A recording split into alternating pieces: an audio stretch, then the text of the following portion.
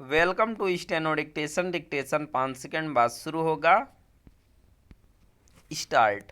Singapore में रक्षा सुरक्षा युद्ध नीति आदि पर आयोजित एक सम्मेलन में ऑपरेशन सिंदूर पर chief of defence staff Anil Chauhan ने जो कुछ कहा उससे फिर से यही स्पष्ट हुआ कि इस अकल्पनीय सैन्य कार्रवाई के दौरान भारतीय सेना को हुई क्षति को लेकर पाकिस्तान जो दावे कर रहा है वे गलत और यथार्थ से परे हैं। यह अच्छा हुआ कि सीडीएस चौहान ने अमेरिकी राष्ट्रपति के इस दावे की भी पोल खोली कि भारत और पाकिस्तान परमाणु युद्ध के निकट थे।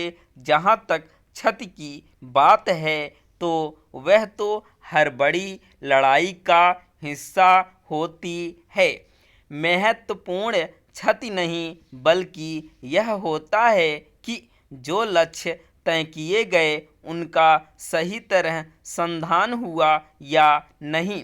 ऑपरेशन सिंदूर ने जो लक्ष्य तय किए थे वे हासिल हुए, इसकी गवाही बहावलपुर, मुरीद के मुजफ्फराबाद आदि में ध्वस्त हुए 9 आतंकी ठिकाने दे रहे हैं।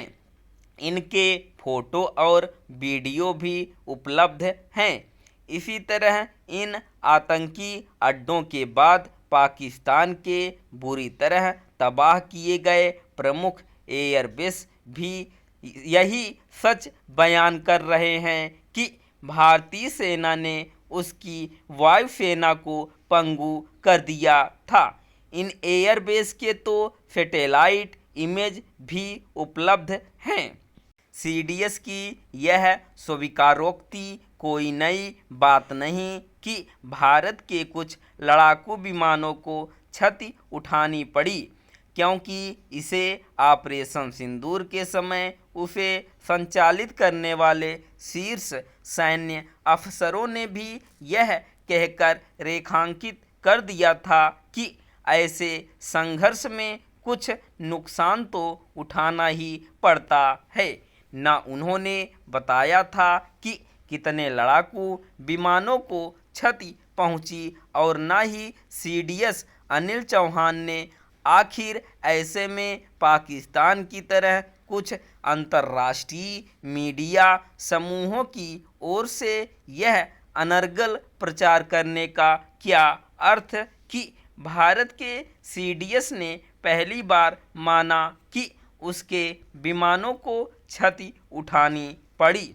जहां तक सैन्य कार्रवाई के दौरान रणनीति बदलने की बात है तो हालात देखते हुए ऐसा करने को ही सैन्य कौशल कहते हैं, जिसे रणनीतिक कमी कहा जा रहा है।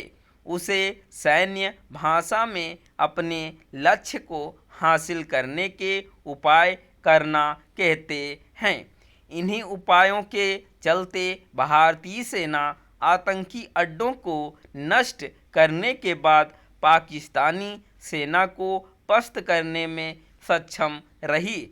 यही तो उसका ध्येय था। इस पर हैरानी नहीं कि पाकिस्तान सीडीएस चौहान के कथन की मनमानी व्याख्या कर रहा और चीन के अतिरिक्त पश्चिमी मीडिया का एक हिस्सा भी अपने एजेंडे के तहत उसके सुर में सुर मिला रहा है। हैरानी इस पर है कि कांग्रेस नेता सीडीएस के बयान की ऐसी व्याख्या क्यों कर रहे हैं जो पाकिस्तान को रास आए। इसे देखते हुए यह आवश्यक है कि भविष्य में ऑपरेशन सिंदूर के संदर्भ में कुछ कहते हुए इसका अतिरिक्त ध्यान रखा जाए कि किसी भी कथन के मनचाहे अर्थ ना निकाले जा सकें। स्टॉप।